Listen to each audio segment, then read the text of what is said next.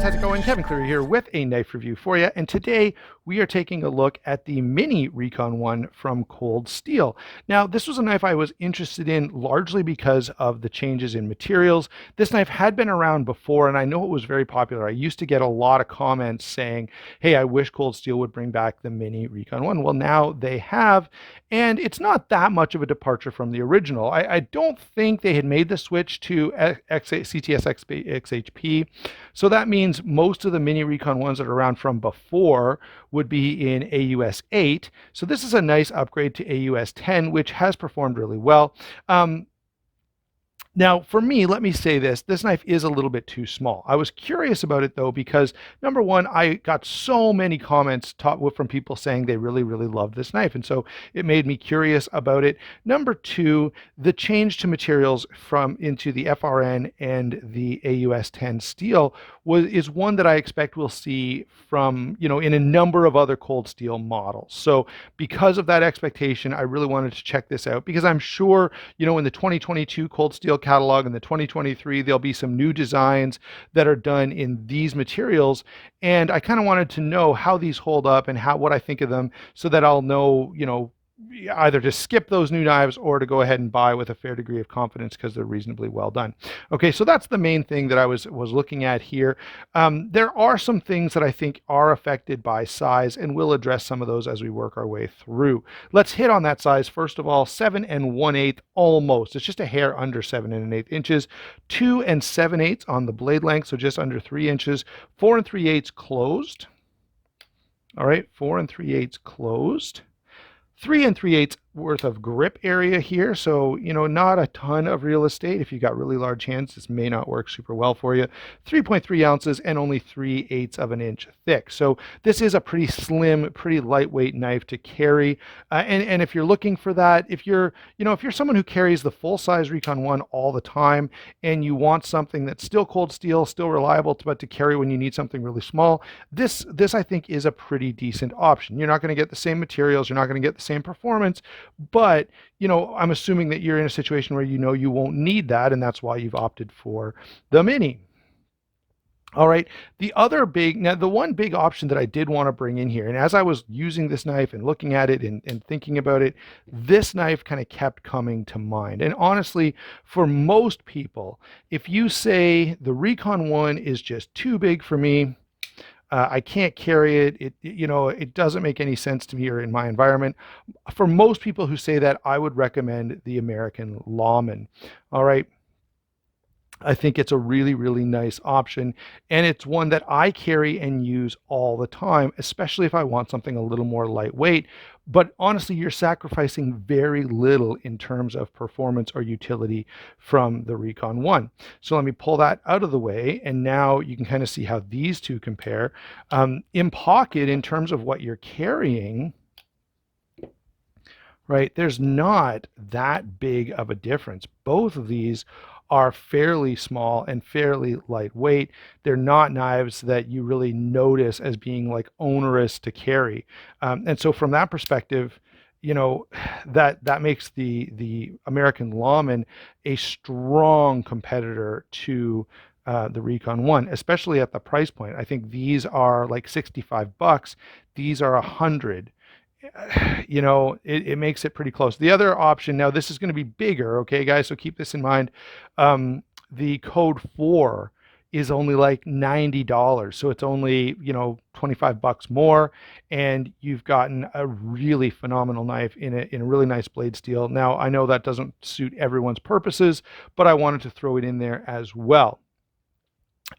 So if someone said to me, hey, Kevin, I like the Recon 1, but I feel like it's a little too big, I wouldn't recommend the Mini. I would go first to the American Lawman. And if you think the American Lawman is too big, that's where the Mini might come in really, really good. Or if you have blade length limits in your area, if you tend to like other small knives, but you want the strength of the triad lock and the reliability of Cold Steel, I think that's another place where this knife can really shine.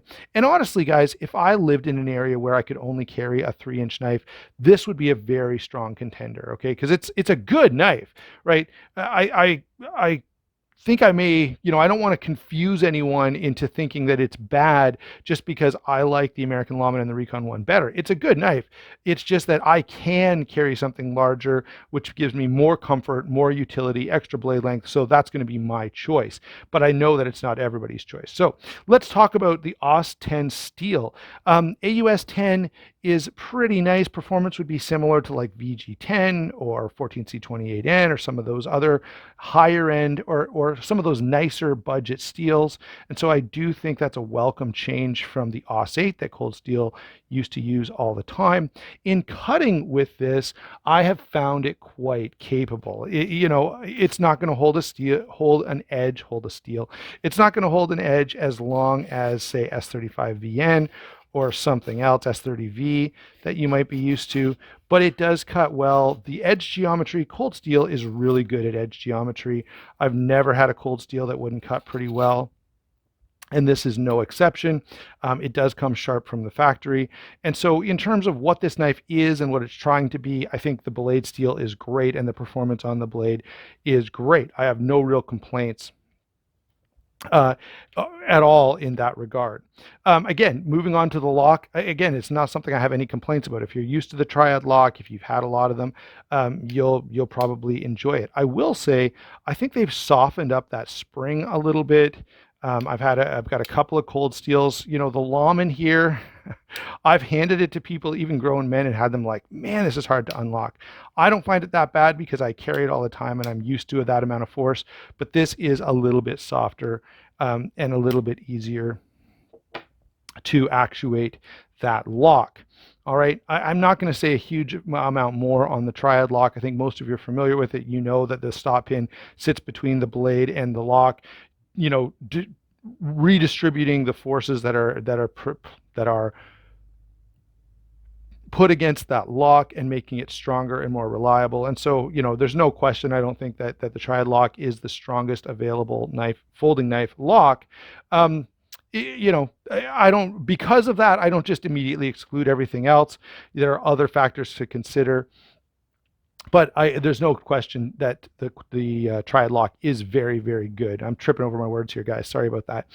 Moving on to the rest of the handle. We've talked about the back lock. I like the back lock. Triad lock is very good, very strong, and this one's pretty easy to actuate. Next is the FRN handle. Now, I have to say, I'm going to bring in the American Lawman again here. The American Lawman with the G10 is grippier. Okay, this is not sort of as sharp, but it's not terrible, right? If I had to choose a knife that was in FRN, I would choose this knife. And I've had a couple of other Cold Steels that are in FRN, and Cold Steel has been doing a really nice job of it. If you pick up something like a Griptilian or an Endura or a Delica, those knives feel really cheap to me, and the FRN just kind of puts me off. But this doesn't feel that way. It feels very solid, very trustworthy. It's just much more solid feeling in hand and in use. All right. Now, ergonomics is going to be a bit of a different story. So I do have, my hands are maybe on the larger side. I don't think I have massive hands or anything, but this knife is pretty cramped for me. Now, that's the way it always is for me on smaller knives, and that's the primary thing that pushes me away from smaller knives.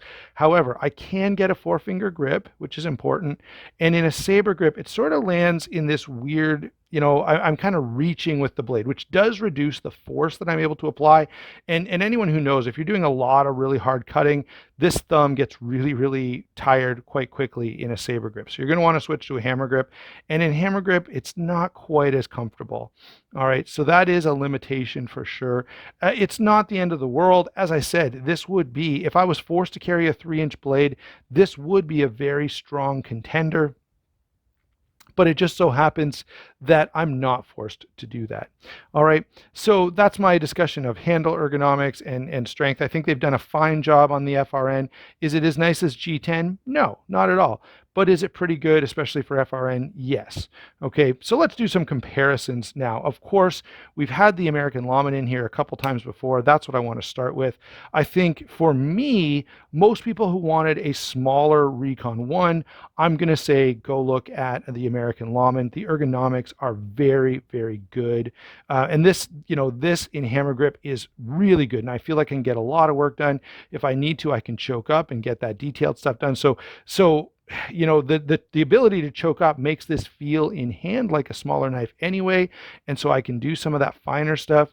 And I'm not carrying all that much more. It's like 1 ounce more, and it's barely bigger in pocket. So the American Lawman is a really, really tough competitor in my mind for the Mini Recon. However, I know the Mini Recon did really well before, even when it was competing against the American Lawman in the past. So I've got to give some credit there. Now, on the budget, oh, actually, one more knife that's a knife that I love, but not everyone does. The Manix 2 Lockback. This thing is such a win. It feels so good. It is a little bit smaller, right? It's closer in size to the American Lawman. And again, demonstrates that I like the larger knives, especially because of the ergonomics. So the blade length is, yeah, you get a little more blade length. The big thing though, again, is it feels much, much nicer in hand, and it's not that big. It's not like you have this giant folding knife that's going to be intimidating to people like the full-size Recon 1 may be. I'll throw in a Rat Model 1 more just for size comparison, and there is a Rat Model 2 that would be similar construction but closer in size to this. That might be another option for you to look at if you're looking at one of these. The CJRB Feldspar is another, nice, budget-friendly, useful cutting tool that would compete against this, perhaps, especially, again, in the smaller size. Now, one knife I wanted to bring in here that normally you wouldn't think of, but we've got the Triad Lock. So someone's carrying this maybe because they want that really strong, really reliable lock, but they don't want a knife that's massive and difficult to carry. The Kaiser Harpoon is great. As an EDC knife, this is fantastic. The handle is comfortable. This is pretty much the nicest EDC knife that I have ever tried. And you guys know that I've tried tons of them. There are all kinds of smallish fixed blades that work reasonably well for EDC, but this one does a number of things better than the others. One, it comes automatically set up for sort of a scout or kidney carry. The sheath is really good, but fairly minimal. If you have to, this whole package is small enough that you can just drop it in, your front right pocket. I normally carry it with a belt, but you can certainly do that. I've also carried it in a cargo pants pocket. You can see that the size is not all that different from the Mini Recon, but you get lots more blade, and frankly, you get better feel in hand. If I really had a lot of hard cutting to do, and if I was concerned about strength and durability, this would be a really, really compelling option compared to a smaller folding knife. And so, what is my final conclusion on the Cold Steel Recon 1? This is a fine knife. The construction is good. The materials are decent. I wouldn't want to switch the materials with the full-size Recon. We've already talked about that. And there'll be a card like up here somewhere where you can go and see my full discussion where I compare this to the full-size in terms of materials and all of that. The 3-inch blade is great, and I've said a couple of times now that if I had to carry a 3-inch blade, this would be a very compelling option, but thankfully I don't have to. All right, and so to me, this is a really nice knife if you need something this small or if you strongly prefer something this small.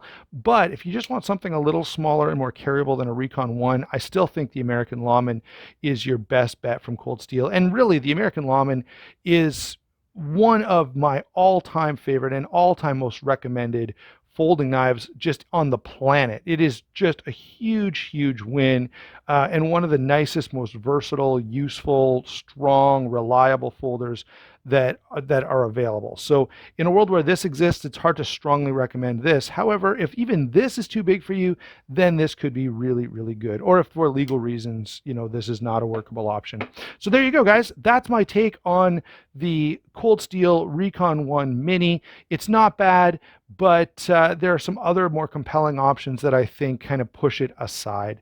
Thanks for watching. Don't forget to like and subscribe. Make sure that you go check out those channel sponsors, White Mountain Knives and Southern Edge Knife Works. Both of them do a great job in supporting the channel and helping. And you guys support the channel by using them. And you also get to save some money by using that discount code SHARPSTUFF. There you go. Thanks a lot, guys. We'll talk to you soon.